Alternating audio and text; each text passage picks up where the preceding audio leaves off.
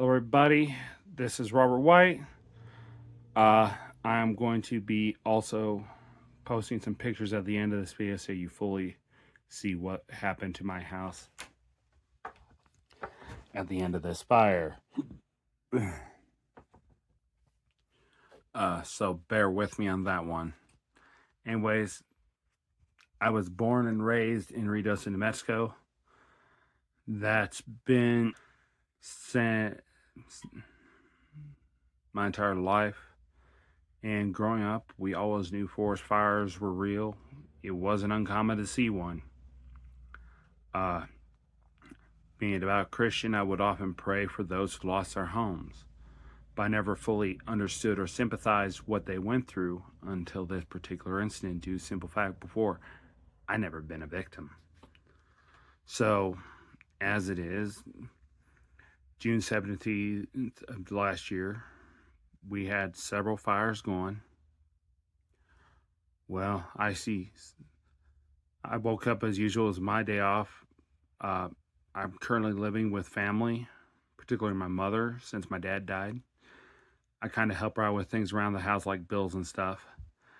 And I was at home that day and I was supposed to be doing something. Well, I noticed that the sun around 12:30, 1 o'clock, it started going kind of orange. I'm like, that's not right. Something's not right here. What's going on? So I look out the upper windows on the house we're living in. It's a dome with a lot of windows, so a lot of natural light normally. And the sun is blotted out with to get a better position where I could see. In one of the positions,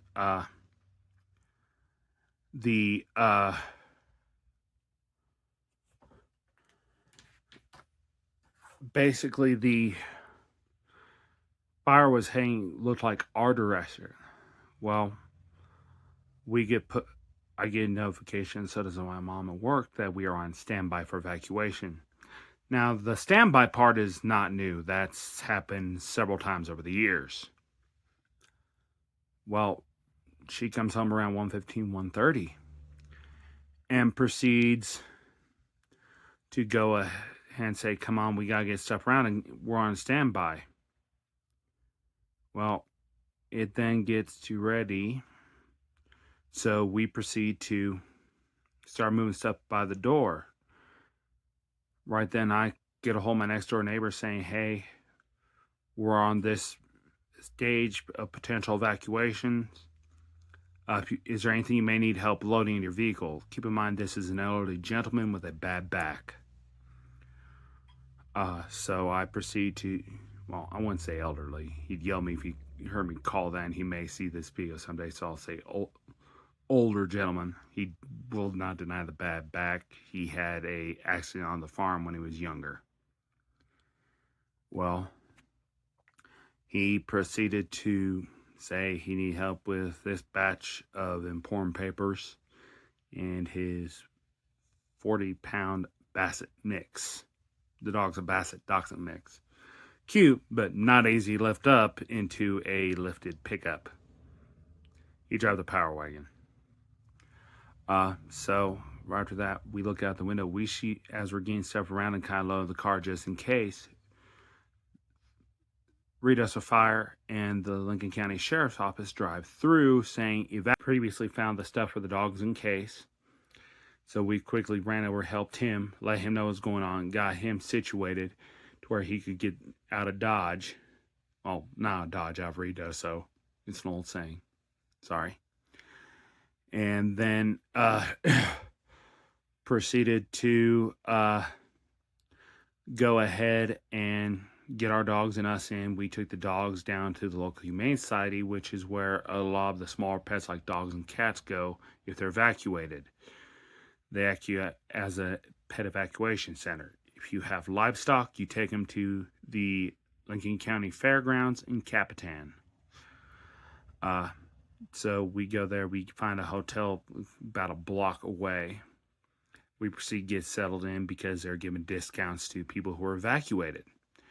Well, one of the things we then do is Mom's getting some stuff situated. We decided to quickly run over to the dollar store, which was just across the park, just down a little bit from it. I mean, it was technically walking distance, but we actually were able to drive through the parking lots to get to it. And picked up a couple quick snacks and came back. Well, at this point, I'm calling a close friend of mine that I grew up with who was living in Albuquerque, and let him know what is going on. And as we're talking, we get a notification that the entire town of Ruidoso is being evacuated and to head to Roswell. We get in our car, start going. We were thinking, well, we'll catch up with the dogs later. They'll probably evacuate. And we call saying, hey, we can't evacuate your animals. You're going to have to do that. So we go back and get our 2 lab husky mixes, Bonnie and Clyde, and put them into the car, try and get them in car. And then we're trying to figure out, where do we go with these 2 in Roswell? That's a long one. By this time, the dogs are starting to sense the smoke. And I mean, it was completely blotting everything out. So we go ahead and do that. And it is completely, keep in mind, we're all dazed and praying, because this has kind of thrown us through a loop already. I mean, this is not normal.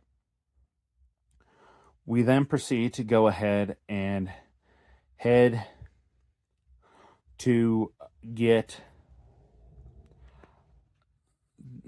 down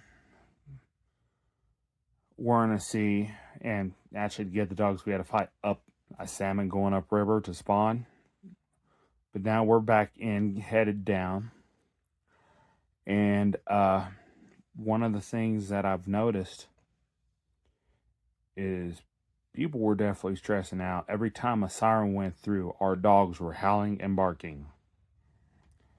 Well, we make it to Hondo, which is where a turnoff to Capitan is. We knew the Capitan fairgrounds were also had things set up for pets, so we go there. They said, yeah, we've been expecting more people. We got room for your animals. They find a kennel for the 2 of them. So we go down to the high school, and they had a couple beds we could have. So we spent 10 days at Capitan High School in Capitan, New Mexico, waiting. Well, we finally get word we were able to head back to Ruidoso. Now, keep in mind, our entire neighborhood was destroyed, and I will be placing a couple pictures at the end of this video of the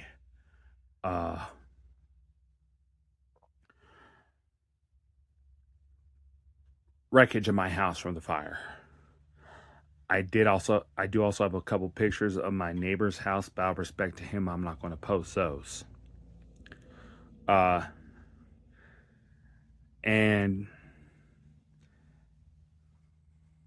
our dogs go over to an old family friend who was actually at Capitan with us.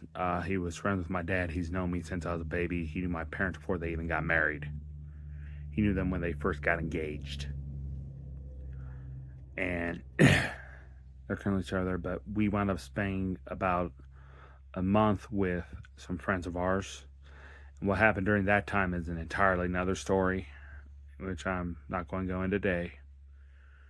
But afterwards, we were finally able to get the 5th wheel we're in now, and at some point I'll post a small video walk around of that, of the outside of that. Right now the inside's a mess, and I don't really want to show it on video.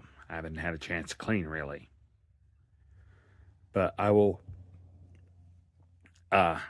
be posting more information on this and showing what's going to be going on as we rebuild our lives. So go ahead and alrighty, these are those photos I promised at the beginning and middle of this video. As you can see, the South Fork fire was devastating, and me and Mom were actually crying heavily when we got back home to the place we were staying. If you would, feel free to look at these and check out this video. I would love it if you would go ahead and proceed to like and subscribe.